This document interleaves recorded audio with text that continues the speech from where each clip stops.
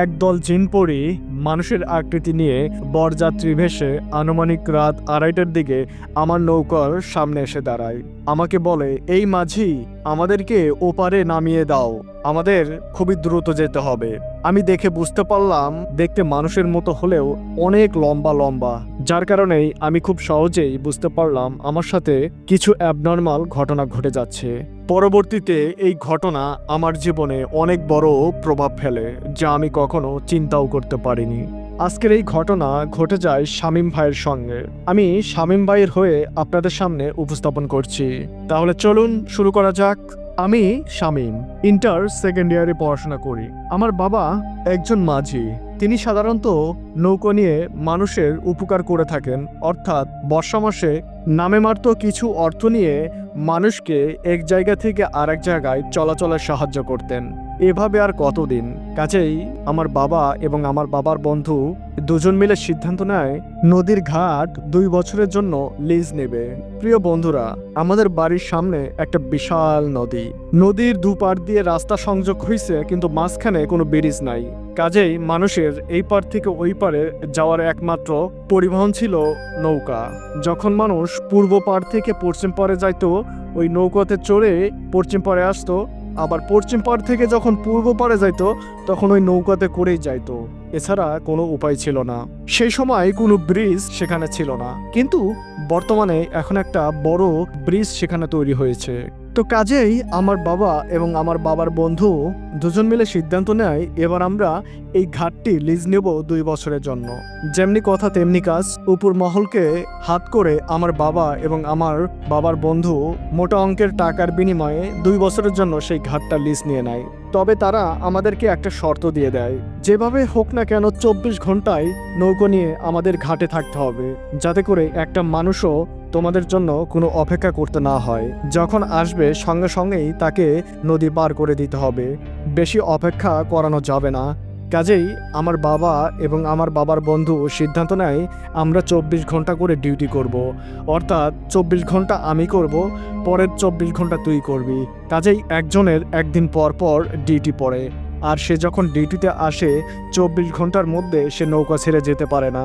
আর যখন রাত হয় তখন ওই নৌকাতেই তাকে ঘুমাতে হইতো। আর ঘুমন্ত অবস্থায় কেউ যদি ডাক দিয়ে বলতো, মাঝি আমারে ওই পারে পার করে দাও, তখনও ঘুম ছেড়ে উঠে তাকে ওই পারে পার করে দিতে হতো। বিনিময়ে একজন লোক থেকে পাইতো মাত্র 2 টাকা। সেই সময় 2 টাকা মানে অনেক কিছুই। তো আমি যখন পড়াশোনা করতাম দেখতাম আমার বাবা 24 ঘন্টার জন্য যাইতো, খাবার টাবার বেঁধে নিয়ে নৌকাতে যেত এবং ঠিক 24 ঘন্টা পর আবার ফেরত আসতো। তো মোটামুটি ভালোই টাকা পাইতো। আর আমার বাবা আমার বাবার বন্ধুকে বলেছিল, 24 ঘন্টা যখন তুই ডিউটি করবি, যে পরিমাণ অর্থ উপার্জন করতে পারবি এই টাকা তোর। আর আমি 24 ঘন্টা ডিউটি করে আমি যে পরিমাণ অর্থ উপার্জন করব সেই টাকা আমার। এক্ষেত্রে ভালোই হয়েছিল, তাদের মাঝে টাকা পয়সা নিয়ে কোনো ঝামেলাই সৃষ্টি হয় নাই। যে যতক্ষণ ডিউটি করবে সে ততক্ষণ ইনকাম করতে পারবে। 2 থেকে 3 মাস পর একদিন আমার বাবা 24 ঘন্টার জন্য সেখানে ডিউটিতে যায়। সারাদিন সেখানে ডিউটি করে, অর্থাৎ নৌকা নিয়ে মানুষজন এই পার থেকে ওই পারে, ওই পার থেকে এই পারে পারাপারে ব্যস্ত থাকে। হঠাৎ করেই তার নাকি শরীর খারাপ করে। কাজেই সন্ধ্যা 7টার দিকে আমাদের বাড়িতে আবার চলে আসে। এসে আমাকে গলা ছেড়ে ডাকতে শুরু করে। আমি রুম থেকে বের হয়ে বলি, বাবা কি হয়েছে, কোনো সমস্যা? আর তোমার তো এখন আসার কথা না, কি হয়েছে? তখন আমার বাবা আমাকে বলে, আমার শরীরটা ভালো লাগছে না, গায়ে হাত দিলাম, দেখলাম অনেক জ্বর আসছে, আমি মনে হয় রাত্রে ডিউটি করতে পারবো না। তুই আমার হয়ে আজকে রাত্রে একটু ডিউটি করে দে না, তাহলে আমার একটু ভালো হয়। আজকে সারা রাত আমি রেস্ট নিতে পারলে পরবর্তীতে আমি আবার ভালোভাবে নৌকা চালাইতে পারবো। রুম থেকে আমার মা দৌড়ে বের হয়। বের হওয়ার পর আমার বাবার গায়ে হাত দেয়, দেখে অনেক জ্বর। তখন আমার মা বলে, হেরে সত্য, অনেক জ্বর এসেছে, তুই আগে ফার্মেসি থেকে জ্বরের ওষুধ নিয়ে আয়, তোর বাবাকে খাওয়াইতে হবে, তারপর তাড়াতাড়ি নৌকার কাছে যা। আমি তখন বাবাকে বললাম, বাবা নৌকাতে কাকে রেখে এসেছো? মানুষজন কি যাতায়াত করতে পারতেছে? যদি যাতায়াত করতে না পারে তাহলে তো আর এক কেলেঙ্কারি হয়ে যাবে। তখন আমার বাবা বলল, আমার পরিচিত একজনকে বলে আসছি, 10 মিনিটের জন্য যাতে মানুষ পারাপার করে দেয়, যা টাকা পাবে ও নেবে। আমি বললাম ও আচ্ছা ঠিক আছে, তুমি থাকো, তুমি রেস্ট নাও, আমি তোমার জন্য ওষুধ নিয়ে আসি, তারপর আমি খাবার বেঁধে আজকে রাতে ডিউটি করব, কোনো সমস্যা নেই। যেই না কথা সেই না কাজ, আমি দৌড়ে আমাদের পাশেই একটা বাজার ছিল, সেখানে ফার্মেসি থেকে জ্বরের ওষুধ এবং মাথা ব্যথার ওষুধ নিয়ে এসে বাবাকে খাইয়ে দেই। ততক্ষণে দেখি বাবা আরও বেশি অসুস্থ হয়ে গিয়েছে। আমি তখন বললাম, বাবা আমার যাওয়া কি ঠিক হবে, আমি তোমার পাশে থাকি? তখন আমার মা বলল, তুই যা, কোনো সমস্যা নাই, আর সমস্যা হইলে তোরে আমি খবর পাঠাবো, তখন চলে আসিস। তারপর আমি সেই রাত্রে খাওয়া দাওয়া করি এবং কিছু খাবার বেঁধে নিয়ে যাই, যদি রাত্রে কোনো ক্ষুধা লাগে তখন খাবো। এরপরে আমি আস্তে আস্তে রওনা দিলাম। তখন যাওয়ার পর দেখি আমার ওই কাকু, মানে আমার বাবা যাকে ঠিক করে দিয়েছিল যে কিছু সময়ের জন্য নৌকা চালা, সে অনেক আরাম আয়েসে নৌকা নিয়ে মানুষ পারাপার করে দিচ্ছে। আর পারাপার কেনই বা করবে না, যে টাকা ইনকাম হচ্ছে সবই তো তার। আমি তাড়াতাড়ি সেখানে গেলাম, যে বললাম, ও কাকু তাড়াতাড়ি নৌকা নিয়ে এসো, আমি চলে আসছি। তখন কাকু ওই পার থেকে এই পারে চলে আসলো, এসে বললো, ও আসছিস? আমি তো ভাবলাম যে আজকে রাত্রে আসবি না তোরা কেউ, আজকে রাত্রে আমি সার্ভিসটা দিতে পারতাম। তখন আমি কাকুকে বললাম, কাকু কেমন ইনকাম হলো এইটুকু সময়ে? কাকু বললো, হইছে রে, 102 টাকা হইছে। আমি বললাম, বাহ, এত অল্প সময়ের মধ্যে 200 টাকা ইনকাম করে ফেললা? কাকু বলল, এত সোজা না, নৌকা তো চালাইতে আসছিস, চালা, দেখ কত শক্তি লাগে। আমি বললাম, সমস্যা নাই কাকু, ছোটবেলা থেকেই আমাদের অভ্যাস আছে, এগুলো আমাদের কাছে মামুলি ব্যাপার। যাই হোক, সেই কাকু মনের আনন্দে বাজার দিকে যাইতে শুরু করলো, অর্থাৎ বুঝতেই পারলাম সে বাজারে যে কিছু খাওয়া দাওয়া করবে। তখন আমি আবারও নৌকাতে উঠলাম। ওঠার সঙ্গে সঙ্গেই মানুষগুলো উঠতে শুরু করলো। যেহেতু তখন রাত 8টা কি 8:30 হবে, কাজেই এই পারের মানুষগুলো ওই পারে যাওয়ার জন্য ব্যস্ত হয়ে উঠছে, ওই পারের মানুষগুলো এই পারে আসার জন্যও ব্যস্ত হয়ে উঠছে, অর্থাৎ তারা তাদের বাড়িতে ফিরছে, যার কারণেই এখন অনেকটা ভিড়। এরকম ভিড় রাত 10টা পর্যন্ত চলবে। কাজেই আমি আমার কোমরে একটা গামছা বেঁধে, মাথায় একটা ক্যাপ ছিল, ক্যাপটা পরে আমি নৌকার বৈঠা নিয়ে নৌকা চালাতে শুরু করলাম। আমি রেস্ট পাচ্ছিলাম না। লোকজন নিয়ে যখন এই পার থেকে ওই পারে যাইতাম, তখন আনুমানিক 7 থেকে 8 মিনিট আমার সময় লাগতো। নদীতে প্রচুর স্রোত, অনেক বেশি পরিমাণ পানি নিচের দিকে নামতেছে, কাজেই আমার অনেক শক্তি নিয়ে হাল ধরতে হচ্ছে। অনেক কষ্ট করে এই পার থেকে আমি ওই পারে যাচ্ছি। আমি তো কাকুকে বড় গলায় বলছিলাম, এগুলো তো আমাদের জন্য মামুলি ব্যাপার, কিন্তু সত্যি বলতে কি বন্ধুরা, আমি তো এই কাজে অভ্যস্ত না। ছোটবেলা থেকে দেখতাম বাবা রেগুলার নৌকা চালাইতো, আমাকে কখনোই নৌকা চালাইতে দিত না। যখনই নৌকা আমাদের বাড়িতে বেঁধে রাখতো বাড়ির দোপায়, তখন আমি নৌকা নিয়ে মনের আনন্দে এমনিতেই পানিতে ঘোরাফেরা করতাম, সেটা তাও নিজের ইচ্ছা মতো। এখন আমি বুঝতে পারতেছি নৌকা চালানো আসলেই অনেক কঠিন। যখন আমার নৌকার উপর 1 থেকে 15-20 জন মানুষ ওঠে, অনেক মালামাল নিয়ে ওঠে, তখন সেই নৌকা স্রোতের বিপরীতে কন্ট্রোল করা আমার জন্য খুবই কঠিন হয়ে যায়।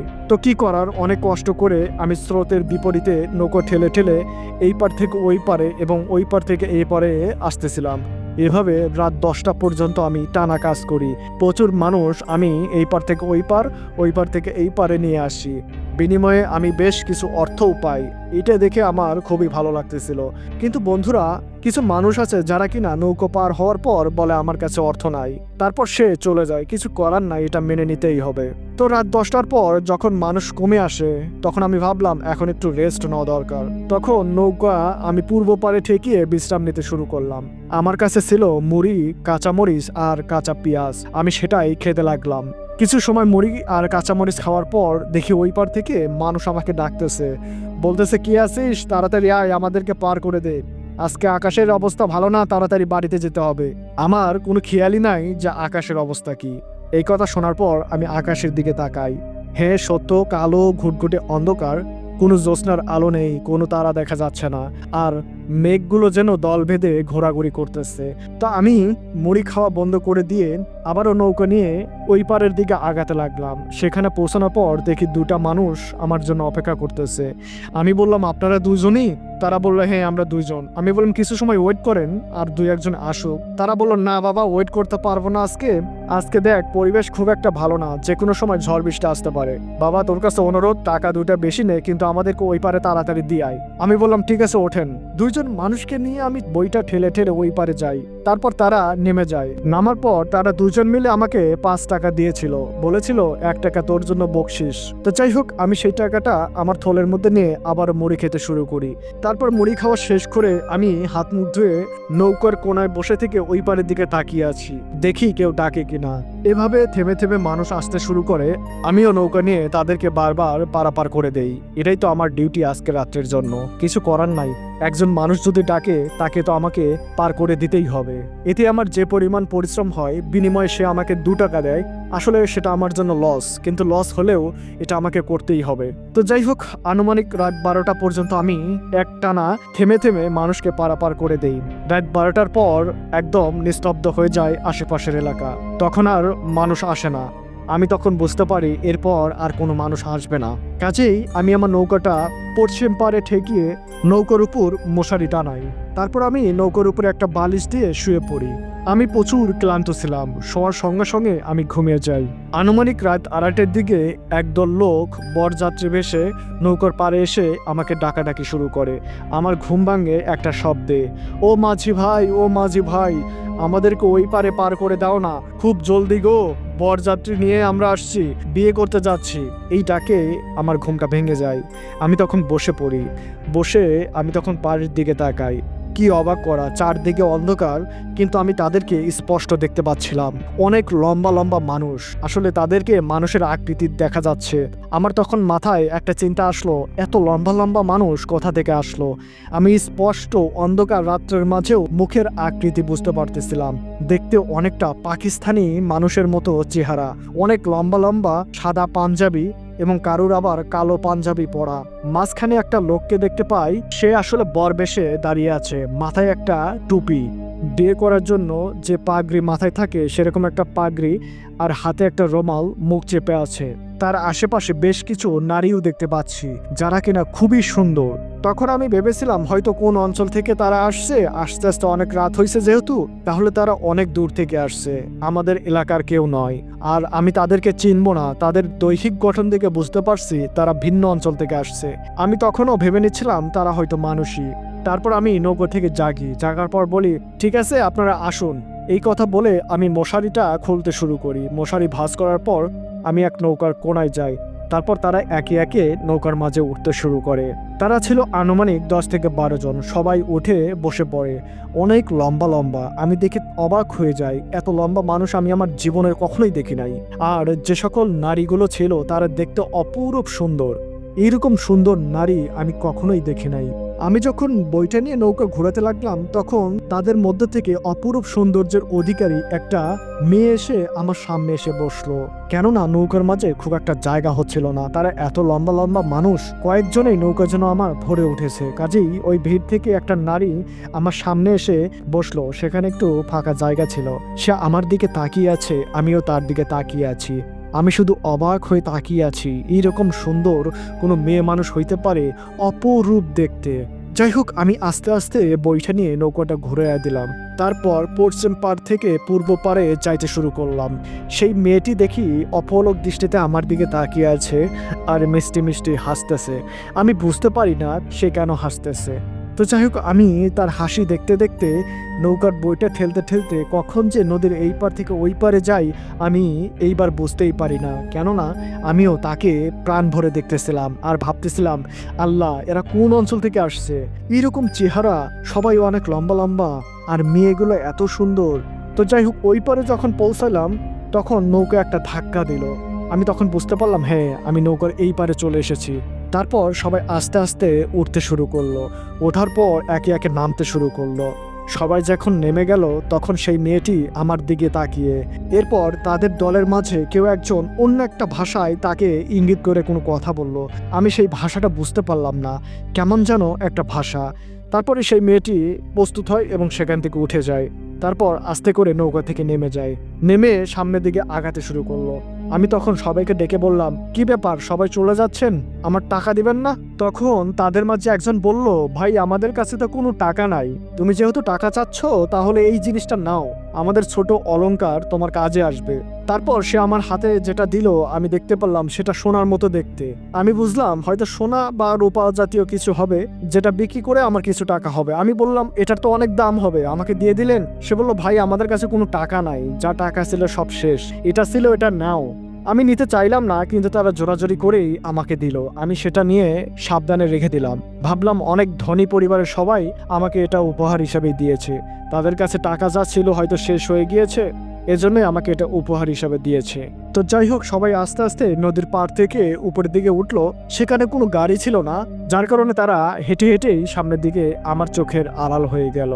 আমি তখন চিন্তা করতে লাগলাম, এরা আসলে কারা? এরা কি আসলে মানুষ, নাকি আমার সাথে ঘটে গেল অলৌকিক কোনো ঘটনা? কেননা এই ঘাট নিয়ে অনেক আগে আমি অনেক কিছুই শুনেছি।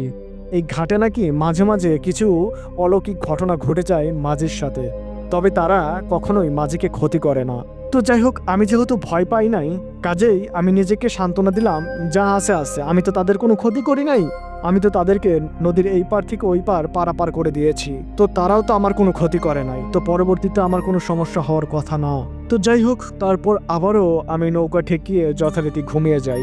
ঘুম থেকে উঠি একটা যাত্রীর ডাক শুনে, বলতেছিল, ভাই আমাকে ওই পারে পার করে দেন। তখন বাজে সকাল 5:30। তো তার ডাক শুনে আমি আবারও ঘুম থেকে লাফিয়ে উঠি, মশারিটা ভাঁজ করে আবারও তাকে নিয়ে এই পার থেকে ওই পারে পারাপার করে দিই। আস্তে আস্তে সকাল 6টা বেজে যায়। তখনই আমার বাবার বন্ধু এসে হাজির। এসে বলে, কিরে সারা রাত কেমন গেল? আমি বললাম, কাকু গেছে মোটামুটি ভালোই। সে আমাকে বলল, কেমন টাকা ইনকাম করলি আজকে? আমি বললাম, খারাপ না, আছে মোটামুটি ভালোই। তারপর আমার কাকু আমার নৌকাতে চলে আসলো। আমি তখন নৌকা থেকে নেমে পড়লাম। তারপর ঘুম ঘুম চোখে দুলতে দুলতে সকালবেলা আমি বাড়িতে পৌঁছালাম। যাওয়ার পর দেখি আমার মা উঠানে কাজ করতেছে। আমি বললাম, মা বাবার কি খবর? মা বলল, তোর বাবা এখন অনেকটাই ভালো, এখন কোনো জ্বর নাই, ঘুমাচ্ছে। তখন আমি মাকে বললাম, মা তুমি আর যেন বাবাকে ডাক দিও না যতক্ষণ না সে নিজে ইচ্ছে ঘুম থেকে ওঠে। আর আমি ঘুমাইতে গেলাম। তখন মা বলল, ঘুমাইতে যাবি, দাঁড়া কিছু খেয়ে যা, সারা রাত তো ঘুমাস নাই, খেয়ে ঘুমা, না হলে শরীর নষ্ট হয়ে যাবে। তখন দেখি মা আমার জন্য কিছু ভাত আর তরকারি রেখে দিয়েছিল, সেটা নিয়ে এসে দেয়, দিয়ে বলে তাড়াতাড়ি খা, নষ্ট হয়ে যাবে কিন্তু। তখন আমি মুখটা ধুয়ে তাড়াতাড়ি খাওয়া দাওয়া করে রুমে যেয়ে একদম শুয়ে পড়ি। আমার শরীর ভীষণ ক্লান্ত, শোয়ার সঙ্গে সঙ্গে আমি ঘুমিয়ে যাই। ঘুম থেকে উঠি দুপুর 1টায়, যখন জোহরের আজানের সুর আমার কানে আসে। ঘুম থেকে উঠে আমি গোসল করি, গোসল করে 4টা খাওয়া দাওয়া করি। তখন দেখি বাবা পুরোপুরি সুস্থ। বাবা বলল, কি রে রাতে কোনো সমস্যা হয় নাই তো? তখন আমার মনে পড়লো রাত্রের এই ঘটনা, কিন্তু আমি ভাবলাম, যাক আমার যেহেতু কোনো সমস্যা হয় নাই, আর আমি যেহেতু জানিও না তারা মানুষ নাকি অন্য কিছু, যেহেতু আমি পুরোপুরি শিওর না, কাজেই আমার বাবাকে এটা না বলাই আমার ভালো হবে। আর বাবা যেহেতু মাত্র অসুস্থ থেকে সেরে উঠেছে, তাকে আর টেনশন তো ঠিক হবে না। আমি তখন বললাম, না বাবা কোনো সমস্যা হয়নি। 11টা থেকে 12টা পর্যন্ত লোকের একটা চাপ ছিল, 12টা পর পুরো শুনশান। তখন আমি নৌকা নিয়ে একদম মাঝখানে ঘুমায় গেছিলাম। তারপর সকাল 6টার দিকে দেখি তোমার বন্ধু এসে আমাকে ডাকতেছে। যাই হোক, তারপর আমি আমার রুমে চলে যাই। যাওয়ার পর পড়ার টেবিলে বসি, বসে বসে চিন্তা করতেছিলাম, আজকে তো কলেজে যাইনি, আগামীকাল কলেজে যেতে হবে, কি যে পড়া দিল আমি তো কিছু জানি না। বিকেলবেলা আমার বন্ধুর বাড়িতে যাব, ওর বাসাও আমার বাসার পাশেই, যে শুনে আসবো কি পড়া দিয়েছে। একটা পর্যায়ে যখন বিকাল হয়ে যায় আমি তার কাছে যাই, যাওয়ার পর পড়াটা শুনি কি পড়া দিয়েছে। সে আমাকে দেখিয়ে দেয়, এই পড়া আজকে হয়েছে, কালকে স্যার এগুলো ধরবে। সেগুলো দেখে সন্ধ্যার দিকে আমি বই নিয়ে বসি, পড়তে শুরু করি। পড়তে পড়তে আনুমানিক রাত 10টা হয়ে যায়। তখন কিছু খাওয়া দাওয়া করে আমি আবারও শুয়ে পড়ি। শোয়ার সঙ্গে সঙ্গে আমি ঘুমিয়ে যাই। ঘুমানোর পর আনুমানিক রাত 12টার দিকে আমি একটা স্বপ্ন দেখি। সেই স্বপ্নে আমি দেখতে পাই আমি আবারও সেই ঘাটে চলে গিয়েছি, নৌকা নিয়ে মানুষ পারাপার করতেছি। আমার নৌকা এইবার আমার কোনো কষ্টই হচ্ছে না। আমার নৌকাতে শ্যালো মেশিন বসানো, আমি শুধু নৌকার হাল ধরে আছি। তারপর মানুষ আসতেছে, সেই মানুষগুলোকে আমি এই পার থেকে ওই পারে পারাপার করে দিচ্ছি। এমন সময় একটা সুন্দরী মেয়ে আমার কাছে আসে, মানে সেই মেয়েটি, যে মেয়েটি আমার সামনে বসেছিল। সে আমার কাছে এসে বলে, তোমার জন্য আমি আমার বাড়িতে থাকতে পারলাম না, অবশেষে আমি তোমার কাছে ছুটে আসলাম। আমি বললাম, আপনি কে, আমার কাছে কেন আসলেন? সে আমাকে বলল, আমি আপনাকে ভালোবাসি, এজন্যই আপনার নৌকাতে চড়ার জন্য চলে এসেছি। আমি তখন তাকে জড়িয়ে ধরলাম, আর জড়িয়ে ধরার সঙ্গে সঙ্গেই আমার স্বপ্নটা ভেঙে গেল। আমি তখন লাফিয়ে উঠলাম, উঠে পানি খাইলাম। আমি চিন্তা করতে লাগলাম, আমি কি দেখলাম, আমি কেন তাদেরকে আবার স্বপ্নে দেখি, এটা কি ধরনের লক্ষণ আমি তো বুঝতে পারলাম না। আমি ভাবলাম যাই হোক, স্বপ্ন তো, আর যেহেতু আমি এটা নিয়ে একটু চিন্তা ভাবনা করতেছিলাম, এই জন্যই আমার মাথার কাছে এগুলো ঘুরঘুর করতেছে। তখন আমি ঝেড়ে ফেলে দিয়ে ঘুমিয়ে যাই। সেই রাত্রে আর কোনো সমস্যা হয় না। আমি আবারও যথারীতি সকালবেলা কলেজে চলে যাই। আমি কলেজ থেকে আসার পর আবারও শুনতে পারি আমার বাবা অসুস্থ। তার নাকি আবারও জ্বর চলে এসেছে, মাথা ব্যথা করতেছে, এইবার অনেক বেশি পরিমাণ অসুস্থ। আমার মা বলতেছে, তোর বাবা তো আজকেও যেতে পারবে না রে, তুই আজকেও যা। তখন আমি আমার মাকে বললাম, মা, রাত্রেবেলা আমি আর নৌকা চালাবো না, আমি যাচ্ছি, ঠিক আছে, আমি আমার বাবার বন্ধুকে বলবো যে আপনি চালান, তাকে যদি ম্যানেজ করতে পারি তাহলে কিন্তু আমি চলে আসবো। আমার মা বলল, তুই চলে আসবি, সারা রাতে কিছু টাকা পয়সা ইনকাম হইতো না? আমি বললাম, অনেক পরিশ্রম হয়, আমি রাতে থাকতে পারবো না। তখন মা বলল, আচ্ছা ঠিক আছে যা, যদি ও থাকে তাহলে তুই চলে আসিস। কিন্তু আমি যখন যাই তখন একদম ভালোভাবে প্রস্তুতি নিয়ে গিয়েছিলাম যে আমি সেখানে রাত্রে নৌকা চালাবো। তো যাই হোক, কিছু খাবার বেঁধে নিয়ে আমি চলে গেলাম। যাওয়ার পর দেখি বাবার বন্ধু নৌকা চালাইতেছে। তখন আমি বললাম, কাকু, আপনি আজকে থাকবেন রাত্রে? যদি থাকেন তাহলে আমি চলে যাই। তখন আমার কাকু ওই পার থেকে বললো, এই দাঁড়া দাঁড়া, তোর সাথে কথা আছে। তখন আমি পূর্ব পারে বসে পড়লাম। তারপর সে কিছু লোক নিয়ে নৌকা নিয়ে এই পারে আসলো। আসার পর আমাকে বললো, শোন, তুই আসছিস, ভালো করছিস, আমি 24 ঘন্টা ডিউটি করছি, আবার সারাদিন ডিউটি করলাম, এর ভিতর খালি বাড়িতে দৌড়ে যেয়ে ভাত খেয়ে আসছি, আমি আর পারছি না রে বাবা, আমার ঘুমে চোখ ভেঙে যাচ্ছে, তুই তাড়াতাড়ি নৌকো বুঝে নে, আমাকে ঘুমাতে হবে। আমি তখন বললাম, আমি আরো আসলাম আপনাকে বলে যাব যে আজকে রাতটা আপনি একটু কাভার করিলেন, তা আপনিও চলে যেতে চাচ্ছেন?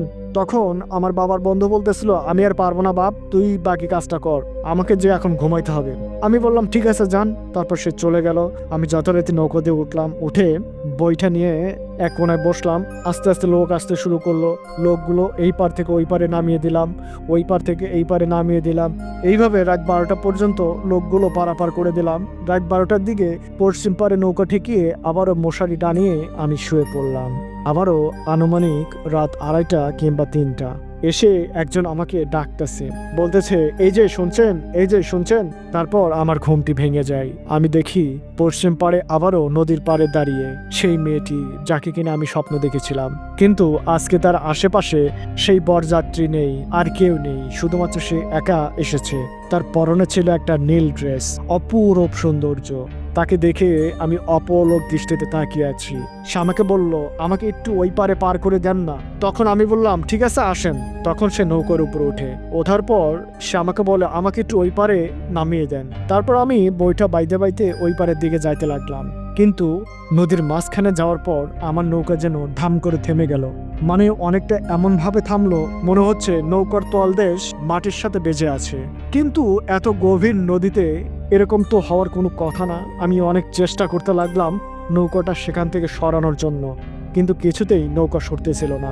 একটা পর্যায়ে সে আমাকে বলল, আপনি আর চেষ্টা কইরেন না, নৌকা এখান থেকে সরবে না যতক্ষণ না আমি চাইবো। তখন আমি তার দিকে তাকালাম। এইবার আমার সত্যি ভয় লাগতেছে। আমি তখন ভাবতে লাগলাম, এইবার আমার খবর আছে, নিশ্চয়ই আমাকে পানির মধ্যে ডুবাবে। তারপর আমি ভয়ে কাঁপতে শুরু করলাম। আমি বললাম, আপনি কে?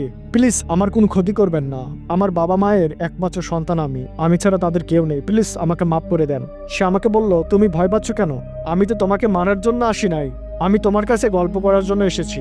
আমি তখন বললাম, আচ্ছা বলুন তো আপনি কে, আমাকে কেন এত ভয় দেখাচ্ছেন? সে আমাকে বলল, আমি মানুষ না, আমি পরী। আমি তখন মনে মনে যে ভয়টা পাচ্ছিলাম সেটাই বাস্তবে রূপ ধারণ করলো। আমি তখন তাকে বললাম, কি, আপনি পরী? প্লিজ আমার কোনো ক্ষতি করেন না, আমি আপনার কোনো ক্ষতি করেন না, প্লিজ আমাকে কোনো ক্ষতি করবেন না। সে আবারও রাগান্বিত হয়ে বলল, এই আমি কি বলেছি আপনার কোনো ক্ষতি করব? আমি বললাম না আপনার সাথে গল্প করার জন্য এসেছি? আমি বললাম, করেন, তাড়াতাড়ি গল্প করে আপনি চলে যান, আমার খুব ভয় পাচ্ছে। তখন সে বলল, গতকাল তুমি আসোনি কেন? আমি তো তোমার জন্য এখানে এসেছিলাম, এসে দেখি তোমার বাবার বন্ধু নৌকার উপর শুয়ে আছে। তখন আমি তাকে বললাম, আমার তো গতকালে কোনো ডিউটি ছিল না, আমার বলতে আমার বাবার কোনো ডিউটি ছিল না, একদিন পর পর আমাদের ডিউটি। তখন সে আমাকে বলল, ও আচ্ছা। আমি তাকে বললাম, আচ্ছা আমার কাছে কেন আপনার গল্প করতে হবে? আর আপনি তো একটা পরী, আমি তো কোনো কিছুই বুঝতে পারতেছি না। সেই দিন কেনই আপনারা বরযাত্রী বেশে আমার নৌকাতে উঠলেন, আজকে আপনি একা একা আসলেন, কিছু বলবেন আমাকে? সে আমাকে বলল, দেখো আমরা বরযাত্রী নিয়ে রাত্রেবেলা যাচ্ছিলাম আমার এক আত্মীয়র বিয়ে করানোর জন্য। তখনই তোমার সাথে পরিচয়, আমি তোমার সামনে বসেছিলাম আর তোমাকে দেখে আমার অনেক বেশি ভালো লেগে যায়। আমি তখন সিদ্ধান্ত নেই তোমার সাথে প্রেম করব, এজন্যই তোমার কাছে চলে আসলাম। আমি বললাম, কি আপনি আমার সাথে প্রেম করবেন? আপনি মানুষের সাথে প্রেম করবেন? আমার সাথে কেনই বা প্রেম করবেন? আর এটা তো সমাজ মেনে নেবে না, আপনারা কিভাবে মেনে নেবেন? তখন সে বলল, সমাজ কি বললো ওইটা আমি জানি না, তুমি আমাকে পছন্দ করো কিনা। আমি বললাম, আপনি তো অনেক সুন্দর, কিন্তু আপনাকে দেখে তো আমার অনেক ভয় লাগতেছে, আপনি যেটা আমার কোনো ক্ষতি করেন। সে আমাকে বলল, আরে তোমার কোনো ভয় নেই, আমি তোমার কোনো রকম ক্ষতি করব না। আমি তোমাকে দেখেই সিদ্ধান্ত নিয়েছিলাম আমি তোমাকে ভালোবাসবো, আমি তোমাকে বিয়ে করব। আমি বললাম, আমি তো মাত্র ছোট একটা মানুষ, আমার কি এখন বিবাহ করা ঠিক হবে বলেন তো? আর আমি আপনাকে ভয় পাই, আমি আমার বাবাকে কি বলবো, আমি আমার মাকে কি বলবো? সে আমাকে বলল, তোমাকে তো এখন বিবাহ করার দরকার নেই, আমি তোমাকে ভালোবাসি, আমরা এখন প্রেম করব, তারপর একটা সময় আমরা বিবাহ করব। আমি বললাম, এটা আমার জন্য কখনোই সম্ভব না। দেখুন, আমি কিন্তু এখন চিৎকার দিব, আমি আপনাকে ভয় পাচ্ছি, আমাকে নদীর পাড়ে যাইতে দেন, আমি আর কখনোই এই নদীতে আসবো না। সে আমাকে বলল, কেন তুমি নদীতে আসবো না? আমি তোমার জন্য প্রত্যেক রাত্রে এখানে আসবো, যদি তোমাকে না পাই তোমার খবর আছে। আমি বললাম, প্রত্যেক রাত্রে এসে তো লাভ নেই, একদিন পর পর আমাদের ডিউটি, তাও আবার আমার বাবা এখানে কাজ করে, আমি কাজ করি না। সে আমাকে বলল, তুমি যেখানেই থাকো সেখানেই আমি যাব, আমি তোমাকে ভালোবাসি, তোমাকে খুঁজে নিব, কোনো সমস্যা আছে তোমার? আমি বললাম, অবশ্যই সমস্যা আছে, আমি এই সমস্যার মধ্যে পড়তে চাই না, আমাকে মাফ করে দেন, আর আমি কিন্তু আপনাকে ভয় পাচ্ছি, প্লিজ আমাকে যেতে দেন। তখন সে বলল, ঠিক আছে, তোমাকে এখন যেতে দিচ্ছি, তুমি নৌকার বইটা দিয়ে আবারও বইতে শুরু করো, দেখো এবার নৌকা যাবে। তখন সত্যি সত্যি দেখি নৌকা চলাচল শুরু করলো। আমি আস্তে আস্তে আবারও পূর্ব পাড়ে পৌঁছালাম। পৌঁছানোর পর বললাম, ঠিক আছে আপনি নামুন, আপনি না এই পারে আসতে চাইলেন? সে তখন বলল, আমি এই পারে আসতে চাই নাই, এটা শুধুমাত্র ছিল একটা ওসিলা, আমি তোমার সাথে গল্প করার জন্য এসেছি, আমি তোমার সাথে গল্প করলাম, তবে মনে রেখো, তুমি যদি আমাকে ভালো না বাসো, আমাকে বিবাহ না করো, তোমার কিন্তু আমি বড় ধরনের ক্ষতি করব। আমি বললাম, প্লিজ এরকম কইরেন না, আপনি জিন জাতি, আমি মানুষ, আমাদের মাঝে আসার চেষ্টা কইরেন না, আপনার জন্য খারাপ হবে, আমার জন্য খারাপ হবে।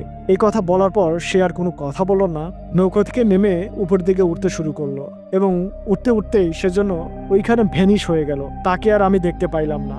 বন্ধুরা, ছোটবেলা থেকেই আমি সাহসী ছিলাম, কাজেই আমার ভিতরে ভয় করলেও আমি আমার নার্ভকে ঠিক রেখে তার সাথে কথাগুলো বলেছিলাম, কিন্তু আমি দুশ্চিন্তার মধ্যে পড়ে গেলাম। আমি তারপর আর নৌকাতে ঘুমাতে পারি নাই, সারাক্ষণ নৌকাতে বসেছিলাম। যখন ফজরের আজান দিয়ে দেয় তখন কারোর জন্য অপেক্ষা না করে নৌকা ঠেকিয়েই আমি একা একা বাড়িতে চলে গেলাম।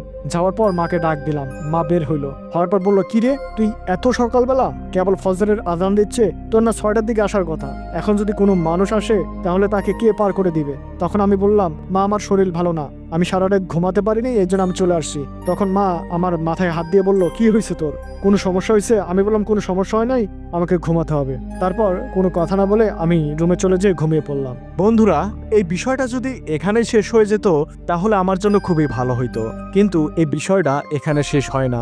পরবর্তীতে এটা অনেক বড় ধরনের সমস্যা হিসেবে আমার সামনে উপস্থিত হয়। এই সমস্যাটা শুধু আমার মধ্যেই থাকে না, এটা আমার পরিবারের মধ্যে ছড়িয়ে যায়। বন্ধুরা, তারপর আমি ঘুম থেকে উঠি, ঘুম থেকে ওঠার পর ঘুম ঘুম চোখেই কলেজে চলে যাই, কেননা আমি যেহেতু সকালবেলা ঘুমিয়েছি, তো সকাল 9টার দিকে উঠে আবারও কলেজে যাওয়া এটা আমার জন্য খুবই টাফ ব্যাপার ছিল। তো যাই হোক, কলেজে যাওয়ার পর পড়াশোনা করার পর আমি একটা সময় বাড়িতে চলে আসি। বাড়িতে আসার পর আবারও শুনি আমার বাবা প্রচণ্ড অসুস্থ। বন্ধুরা, আমি যখন সকালে কলেজে যাই তার আগে আমি বাবার সাথে কথা বলেছিলাম। আমার বাবা বলেছিল আমার শরীর খুবই ভালো, কোনো সমস্যা নাই, কিন্তু কলেজ থেকে আসার পর আবার শুনতেছি বাবার অবস্থা খুব একটা ভালো না। তো যাই হোক, আমি আবারও ফার্মেসিতে যাই, সেখান থেকে বাবার জন্য ওষুধ নিয়ে আসি, সেগুলোই খাইয়ে দিই। যেহেতু আজকে রাত্রে আমাদের কোনো ডিউটি নাই, কাজেই আজকে রাত্রে কে যাবে এই নিয়ে কোনো টেনশনও নাই। বাবাকে বললাম, বাবা তুমি টেনশন নিও না, তুমি আগে পুরোপুরি সুস্থ হও, তারপরে তুমি নৌকাতে যাওয়ার কথা চিন্তা করিও। যথারীতি সেই দিন রাত্রে পড়াশোনা করে খাওয়া দাওয়া করে আমি শুয়ে পড়ি। পরের দিন সকালে আবারও ঘুম থেকে উঠি, যথারীতি আমার প্রাইভেট ছিল, প্রাইভেট কমপ্লিট করি, আবারও কলেজে যাই।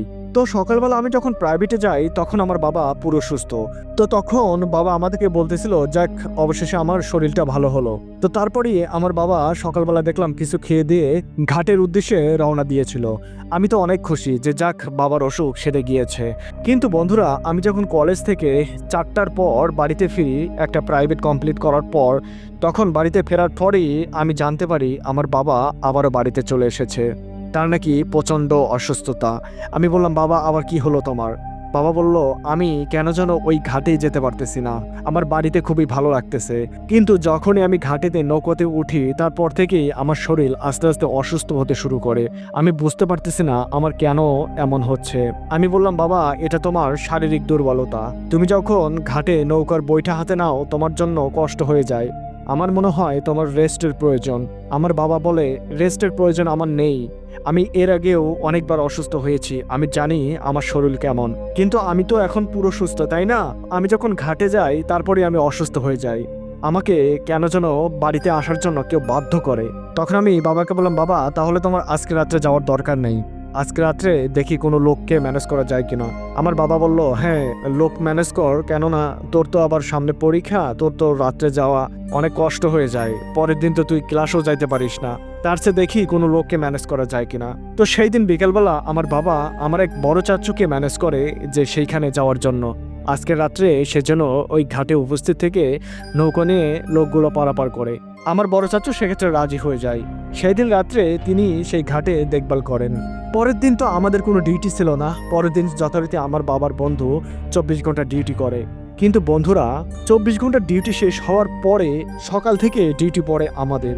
তো সকালবেলা আবারও আমার বাবা ডিউটিতে চলে যায়, যাওয়ার আগে বলে যায়, আজকে আমি খুবই বেটার ফিল করতেছি, আজকে তোমরা আমাকে নিয়ে টেনশন করিও না, আশা করি আমার শরীর ঠিক হয়ে গিয়েছে, আর আমি আজকে আর তো আসবো না, 24 ঘন্টা পরে অর্থাৎ রাত্রেও আসবো না, আগামীকাল সকালবেলা বাড়িতে আসবো, তোমরা কেউ টেনশন করিও না।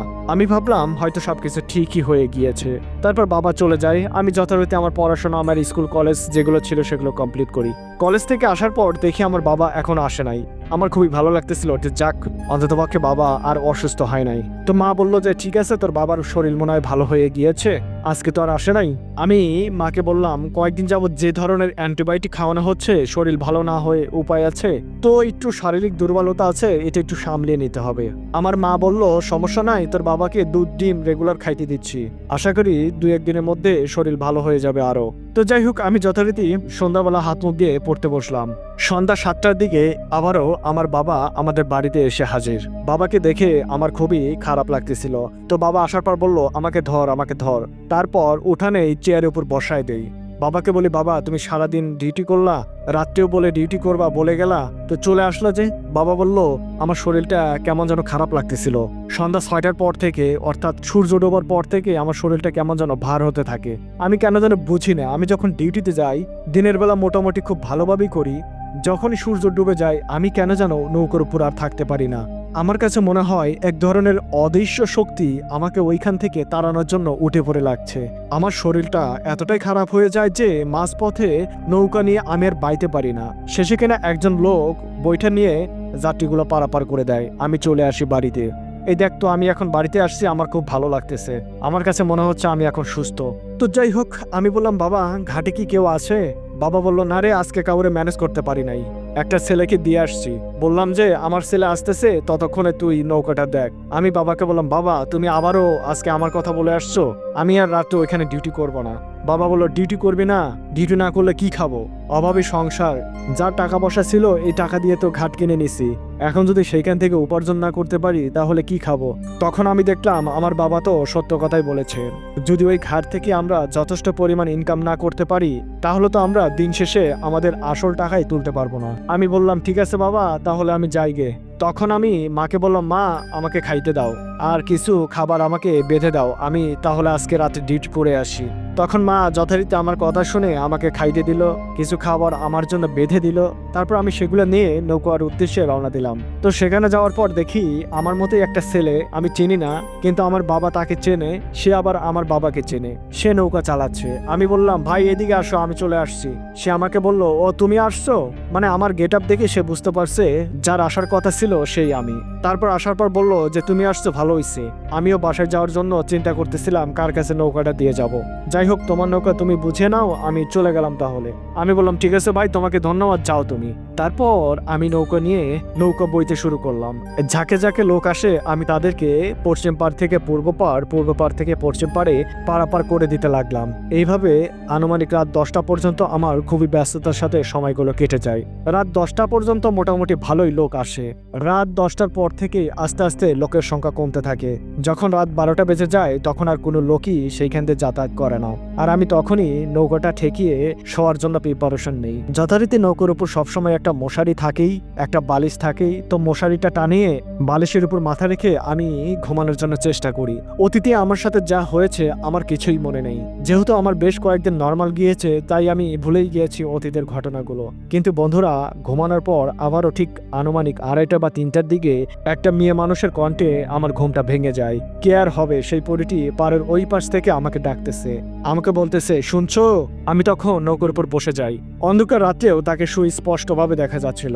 আমি তার ডাকে সাড়া না দিয়ে আবারও শুয়ে পড়লাম আর মনে মনে আয়াতুল কুরসি পাঠ করতে শুরু করলাম আর বলতেছিলাম, আল্লাহ, আজকে যেন এই বিপদ আমার ঘাড়ে এসে না চাপে। আমি আর ওই পারে যাচ্ছি না। তখন সে জোরে জোরে নাকা নাকা কণ্ঠে আমাকে বলতেছিল, তুমি যদি না আসো তাহলে এই মুহূর্তে তোমার নৌকা দুলতে শুরু করবে, তুমি কিন্তু পানিতে পড়ে যাবা।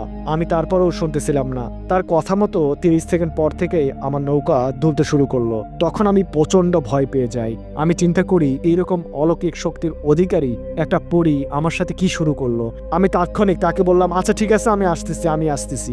তারপরেই আমি নৌকার বইটা নিয়ে আবারও তার দিকে আগাতে শুরু করলাম। আমি ভয়ে ভয়ে যখন সেই পাড়ে পৌঁছালাম, তারপর সে একদম নদীর পাড় থেকে লাফ দিয়ে আমার নৌকার উপর এসে পড়ে। সে নদীর পাড় থেকে এত জোরে লাফ দিয়ে সরাসরি আমার নৌকার মাঝখানে এসে পড়লো, কিন্তু কোনো সাউন্ডই হলো না। মুহূর্তের মধ্যে আমার নৌকার উপর এসে বসে পড়ে। আমাকে বলে, তুমি খুব দুষ্ট হয়ে গিয়েছো তাই না? আমি বললাম, আমি আবার কি করলাম তোমাকে? সে আমাকে বলতেছিল, তুমি কেন আর রাত্রে আসো না বলো তো? আমি আবারও বললাম, আমি তো ছাত্র মানুষ, আমার তো এই সকল কাজ মানায় না, আমার বাবাই তো ডিউটি করবে তাই না? সে তখন বলল, তোমার বাবা আজকে থেকে ডিউটি করবে না, আজকে থেকে যতগুলো ডিউটি পড়বে সবগুলো ডিউটি তুমি করবা, এটা আমি চাই। আমি বললাম, কখনোই না। তুমি যদি আমার বড় ধরনের কোনো ক্ষতি করো তারপরেও আমি এই ডিউটি করব না। আজকেই আমার শেষ, এরপর থেকে আমাকে এই নদীর পাড়ে পাবা না। সে আমাকে বলল, আচ্ছা শোনো, একটা কথা আছে। আমি বললাম, কি কথা? সে আমাকে বলল, তোমার বাবা বেশ কয়েকদিন যাবত অসুস্থ তাই না? আমি বললাম, হ্যাঁ, তুমি জানলা কেমনে? সে আমাকে বলল, আমি সবই জানি। তারপর সে আমাকে বলল, তোমার বাবা কেন অসুস্থ তুমি জানো? তোমার বাবা যখন বাড়িতে থাকে তখন তো সে সুস্থ তাই না? আমি বললাম, হ্যাঁ, সে তো বাড়িতে থাকলে সুস্থ। সে আমাকে বলেছে এখানে আসলে অসুস্থ হয়, এর কাহিনী কি? তারপর সেই পরীটি আমাকে বলল, তোমার বাবাকে সন্ধ্যার পর থেকেই আমি অসুস্থ করে দেই, যাতে করে তোমার বাবা এখান থেকে দ্রুত বাড়িতে চলে যায়, আর তার বিনিময়ে তুমি যাতে এই নৌকাতে এসে ডিউটি করো, আর আমি তখনই তোমার সাথে গল্প করতে পারবো, যেমনটা আজকে হয়েছে। আমি বললাম, তাহলে তুমি এই কাজটা করতেছো? আমি তো ভাবতেই পারিনি তুমি এত খারাপ। তখন সে আমাকে বলল, আমি খারাপ না, আমি তোমাকে অনেক ভালোবাসি, তুমি কেন আমাকে অ্যাকসেপ্ট করতেছো না বলো তো? আমি পরী হয়েছি, এটাই কি আমার অপরাধ? আমি বললাম, তুমি পরী, এটা তোমার অপরাধ না, কিন্তু আমি তো একজন ছোট মানুষ, আমি চাই না এই সকল অনৈতিক কাজে জড়িত থাকতে, আমাকে মাফ করে দাও প্লিজ, আমার পরিবারের সাথে এরকম করো না। সে আমাকে বলে, যদি তুমি আমাকে ভালো না বাসো তাহলে তোমার বাবার যে অসুস্থতা, এই অসুস্থতা তোমার পুরো পরিবারে ছড়িয়ে যাবে। আমি বললাম, এটা তুমি করো না প্লিজ, এই প্রতিশোধ যদি তুমি নিতে চাও তাহলে আমার উপর নাও, কেন এই প্রতিশোধ আমার পরিবারের উপর নিচ্ছ? সে আমাকে বলে, আমি কিছু জানি না, আমি শুধু তোমাকে কাছে পেতে চাই, আমি তোমাকে ভালোবাসতে চাই, আমি তোমাকে ভালোবাসি, তোমাকে ছাড়া আমি কিছুতেই থাকতে পারছি না। আমি বললাম, পাগলামি করো না, তুমি যদি আমাকে সত্যিই ভালোবেসে থাকো তাহলে আমাকে মুক্তি দাও। সে আমাকে বলল, একদিনের জন্য হলেও আমি তোমার ভালোবাসা চাই, আমি তোমাকে বিবাহ করতে চাই, আমি তোমাকে আমার কাছে পেতে চাই, তুমি কি বলো? আর যদি তুমি রাজি না হও তাহলে তোমাকে তুলে নিয়ে যাব আমাদের রাজ্যে, সেখানে আমি তোমাকে জোর করে বিবাহ করব। বন্ধুরা, আমার কাছে সেই মুহূর্তে নিজেকে খুবই অসহায় মনে হচ্ছিল। আমি কোনো কথা কাউকে বলতে পারতেছি না। আমার আশেপাশে কেউ নেই, শুধুমাত্র নৌকার মাঝে আমি, আর সেই পরীটি বসে আছে আমার সামনে। সে আমাকে বলল, আজকে তোমাকে আমি ছাড়ছি না। আমি জানি আজকে যদি তোমাকে ছেড়ে দেই এরপরে তোমাকে আর পাবো না, তুমি আর কখনোই এখানে আসবা না।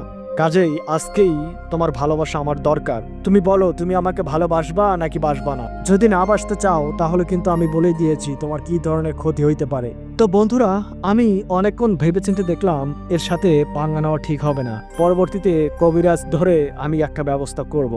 আপাতত তার কাছে আমি শিকার যাই। তখন আমি বললাম, আচ্ছা ঠিক আছে, তুমি যেহেতু এত ভালোবাসো আমাকে আর এতবার করে বলতেছো, আমি তোমাকে ভালোবাসতে রাজি, তবে আমার কিছু শর্ত আছে। প্রথম শর্ত হলো, আমার বাবার উপর তুমি কি করেছো, তুমি দ্রুত তাকে সুস্থতার ব্যবস্থা করে দাও। সে আমাকে বলল, অবশ্যই তোমার বাবাকে আমি সুস্থ করে দিব। তারপর আমি বললাম, আমার দ্বিতীয় শর্ত হলো, তুমি কখনোই আমার বাড়িতে যেতে পারবা না, কখনোই আমার সামনে হুট করে আসতে পারবা না। তোমার যদি আমার সাথে কোনো কথা বলা দরকার হয়, তোমার যদি আমাকে দেখতে ইচ্ছা করে, অবশ্যই আমাকে কোনো মাধ্যমে জানাবা, আমি সেখানে চলে যাব, তারপর আমাদের কথা হবে। সে বলল, এটা আমি মানার চেষ্টা করব, জানি না কতটুকু পারবো। তারপর আমি তাকে বললাম, ঠিক আছে, আমি তোমাকে আজকে থেকে ভালোবাসি। বন্ধুরা, তার এত মায়াবী চেহারা আর এত সুন্দর, তাকে আসলে মনে মনে আমার অনেক আগে থেকেই ভালো লেগে যায়। কিন্তু তাকে আমি কখনোই ভালোবাসার সাহস পাইনি, কারণ সে একটা পরী। সে যদি মানুষ হইতো তাহলে তো আমি তার পিছনে ঘুরঘুর করতাম, কিন্তু সে যেহেতু পরী, যার কারণে আমি কোনো রিস্ক নিতে চাচ্ছিলাম না। তারপর বন্ধুরা, আমি যখন স্বীকার গেলাম যে আমি তোমাকে ভালোবাসি, সে মুহূর্তের মধ্যে আমার কাছে আসলো, আমাকে জড়িয়ে ধরলো। যখন সে আমাকে জড়িয়ে ধরলো, আমার এক ধরনের প্রশান্তি আমার শরীরের মধ্যে প্রবেশ করতে শুরু করলো। এক ধরনের শীতলতা, মনে হচ্ছে কোনো বরফের টুকরো আমাকে জড়িয়ে ধরছে। বন্ধুরা, সেই গরমের রাত্রে যখন এক ফোঁটা বরফের টুকরো, ঠান্ডা বাতাস আমাদের শরীরে এসে লাগে, কেমন অনুভূতি লাগে, সেই জিনিসটা আমি হারে হারে তখন বুঝতে পারলাম। আমার তখন এত ভালো লাগতেছিল যেটা আসলে ভাষায় প্রকাশ করতে পারবো না। সে আমাকে জড়িয়ে ধরে আমার কপালে চুমু দিয়ে দেয়। আমি তখন সত্যি হারিয়ে যাই। আমি হারিয়ে যাই অন্য একটা জগতে। নৌকার মাঝে জ্যোৎস্না রাতে শুধুমাত্র আমি আর সে। আর এই যে জ্যোৎস্না রাত, এই আলোটা কই থেকে আসলো আমি বুঝতে পারলাম না। প্রথম দিকে তো অন্ধকার ছিল, কিন্তু এখন এই জ্যোৎস্নার আলো কোথা থেকে আসলো আমি নিজেও জানি না। মুহূর্তের মধ্যে পরিবেশটা একদম রোমান্টিক একটা পরিবেশ হয়ে যায়। আমি তখন অতীতে সবকিছু ভুলে যেয়ে তাকেও আদর করতে শুরু করি, সেও আমাকে আদর করতে শুরু করে। সে আমার কোলের উপর মাথা রাখে, আমি শুধু তার দিকে তাকিয়ে থাকি। বন্ধুরা, সত্যি সত্যি আমি তার প্রতি এতটা উইক হয়ে যাই আমি কখনো চিন্তা করতে পারি নাই। তো যাই হোক, সেই রাতে আমরা সারা রাত তার সাথে প্রেম করি। সে আমাকে এত ভালোবাসে সেই রাত্রে, যেটা আমি কখনোই পরবর্তীতে বলতে পারিনি। তো যাই হোক, ফজরের আজান দেওয়ার আগে সে আমাকে বলতেছে, তুমি থাকো, আমাকে চলে যেতে হবে। কিছুক্ষণ পর ফজরের আজান দিবে, আর ফজরের আজান দিলে আমাদের পৃথিবীতে থাকা নিষেধ। তারপর সে আমাকে বলতেছে, তুমি তাহলে প্রত্যেক দিন এখানে আসিও, আমি তোমার সাথে প্রত্যেক দিন দেখা করব। আমি বললাম, প্রত্যেক দিন তো আসতে পারবো না, আমাদের তো ডিউটি একদিন পর পর। সে আমাকে বলল, ও তাহলে তো তোমার সাথে একদিন পর পর আমার দেখা হবে। আমি বললাম, সেটাও নাও হতে পারে, আমার বাবাও মাঝে মাঝে ডিউটি করবে, কাজেই আমার সাথে তোমার দেখা মাঝে মাঝে হতে পারে যখন আমি আসব। সে আমাকে বলল, না, তুমি প্রত্যেক দিনই আসার চেষ্টা করবা, মানে একদিন পর পরই আসার চেষ্টা করবা। আমি বললাম, দেখা যাবে। তারপর সেদিন আমি না ঘুমিয়েই সারা রাত কাটিয়ে দেই। তারপর যখন সকাল 6টার দিকে আমার বাবার বন্ধু নৌকার কাছে আসে, তাকে নৌকার চাবি বুঝিয়ে দিয়ে আমি বাড়িতে চলে যাই। সারা রাত যেহেতু ঘুম হয়নি, আমি বাড়িতে যে শুয়ে পড়ি। বন্ধুরা, এইভাবে আমার দিনগুলো কাটতে থাকে। আমি সেই পরিটির উপর উইক হয়ে যাই। আমার যখন ডিউটি পড়ে তখন আমি বাবাকে ম্যানেজ করে চলে আসি নৌকাতে। তারপর আমি পরিটির সাথে প্রেম করতে শুরু করি। এ যেন আমার একটা নেশা হয়ে যায়, আমি তার প্রতি আসক্ত হয়ে যাই। আমার কাছে মনে হয় তাকে ছাড়া আমার থাকা সম্ভবই না। আমি আমার বাবাকে বলি, বাবা, তুমি দিনের বেলা ডিউটি করবা আর রাত্রিবেলা আমি ডিউটি করবো, বুঝছো? তোমার আর রাত্রিবেলা ডিউটি করার দরকার নাই। আমার বাবা অবাক হয়ে যায়। আমার বাবা বলে, তুই যদি রাত্রে ডিউটি করিস, পরের দিন তো আর কলেজে যাইতে পারিস না। আগে তো তুই রাত্রে ডিউটি করতে চাইতি না, তাহলে এখন কেন রাত্রে ডিউটি করার জন্য এত আগ্রহ দেখাচ্ছিস? আমি বললাম, না বাবা, তোমার তো শরীর ভালো না, এই জন্য।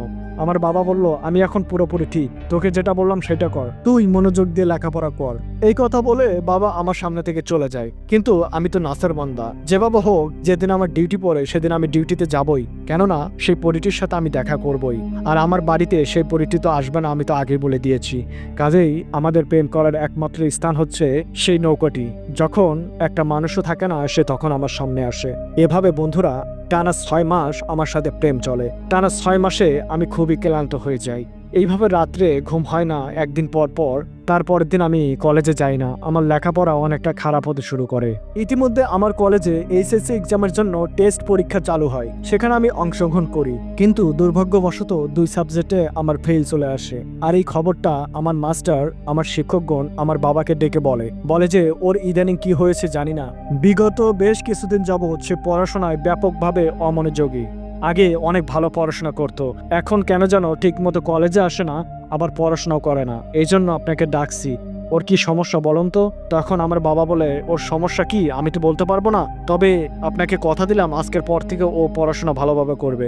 তখন আমার শিক্ষক আমার বাবাকে বলে, ওকে ভালোভাবে পড়তে বললেন, টেস্টে কিন্তু ওর ফেল আসছে, ওকে আর একটা সুযোগ দেওয়া হবে। সেই পরীক্ষায় যদি সে উত্তীর্ণ হতে পারে তাহলে কিন্তু এইচএসসি এক্সাম দিতে পারবে, না হলে কিন্তু ও এইচএসসি এক্সাম দিতে পারবে না। তখন আমার বাবা খুবই কষ্ট পেয়ে যায়, আমার হাত ধরে সরাসরি বাড়িতে চলে আসে। আমাকে বলে, তোকে এত টাকা পয়সা দিয়ে লেখাপড়া করাইতেছি, আমার শরীরের ঘাম মাটিতে ফেলে, মাথার ঘাম মাটিতে ফেলে তোর পড়াশোনার জন্য টাকা পয়সা দিচ্ছি, তোর কিসে কমতি বল। আর তুই আজকের পর থেকে কখনোই নৌকাতে যাবি না, মানা করে দিলাম, তুই ভালোভাবে পড়াশোনা কর। বন্ধুরা, এরপর থেকে আমাকে আর সেই নৌকাতে যেতে দেয় না। আমি পাগলের মতো ছোটাছুটি করি সন্ধ্যা হলেই আমি নৌকাতে যাওয়ার জন্য চেষ্টা করি, কিন্তু কিছুতেই যাইতে পারি না। আমাদের যেদিন ডিউটি থাকে সেদিন তো বাবা আগে থেকেই নৌকা চালাতে শুরু করে। আমি সন্ধ্যার পর ছুটে চলে যাই, যাওয়ার পর বাবাকে বলি, বাবা তুমি আজকে বাড়িতে যাও, আমি নৌকা চালাই। কিন্তু আমার বাবা কিছুতেই শোনে না। বন্ধুরা, এভাবে যখন বেশ কয়েকদিন কেটে যায় তখন সেই পরীটি আমার রুমে আসতে শুরু করে।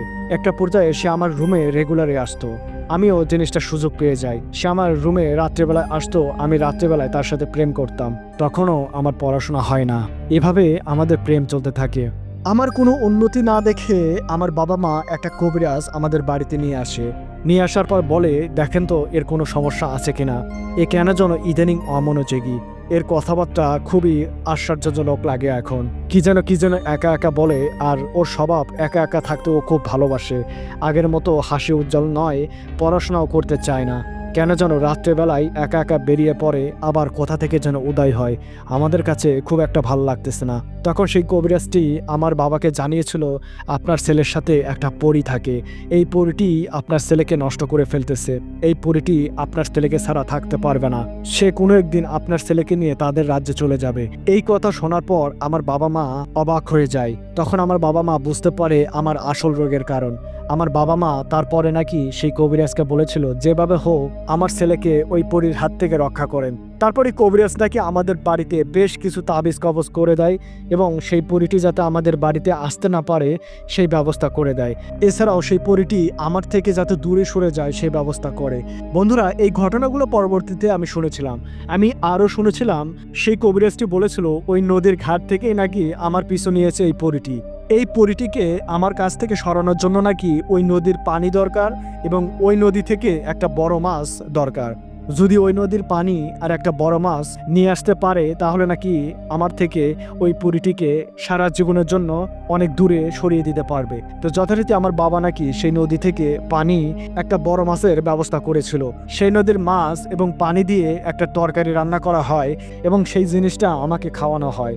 তারপর সেই তরকারির যে ঝোল ছিল, এই ঝোল পুরো বাড়ির আঙ্গিনায় ছিটিয়ে দিয়েছিল আমার অবর্তমানে। এটা পরবর্তীতে আমি শুনতে পারি। বন্ধুরা, এরপর থেকে সেই পরীটি আমার কাছে আর কখনোই আসে নাই। আমি তাকে অনেক ভালোবেসে ফেলছিলাম, কিন্তু আমারও কেন যেন আস্তে আস্তে সেই পরীটিকে ভয় লাগতে শুরু করে এবং আস্তে আস্তে আমার কাছে মনে হয় সেই পরীটি যদি আমার কাছে না আসতো তাহলে আমার খুব ভালো লাগতো। এইভাবে আমি আস্তে আস্তে সেই পরীটিকে ভুলে যেতে শুরু করি, আর সেই পরীটিও আমার কাছে আর কখনোই আসে নাই। বন্ধুরা, আমি জানি না ভবিষ্যতে সেই পরীটি আমার কাছে আসবে কিনা। আমি বুঝতে পারছি তার প্রতি যে আমার প্রেম, যে মহব্বত ছিল, পুরোটাই একটা মায়া। সে আমাকে এতটাই তার মায়া জালে আটকে ফেলছিল, আমার কাছে মনে হচ্ছিল সে ছাড়া আমার এই পৃথিবীতে কেউ নেই। কিন্তু বন্ধুরা, সেই কবিরাজটি আমাকে এই পথ থেকে ফিরিয়ে আনে। আমার যখন স্বাভাবিক জীবন যাপন চলতে থাকে তখন আগের কথাগুলো মনে হলে আমার খুবই খারাপ লাগে। তো যাই হোক বন্ধুরা, পরবর্তীতে আমার কোনো সমস্যা হয়নি। আমি আবারও ভালোভাবে পড়াশোনা শুরু করি। আমি খুব মনোযোগীভাবে পড়াশোনা করে এসএসসি পরীক্ষা দিয়ে 4.25 পাই।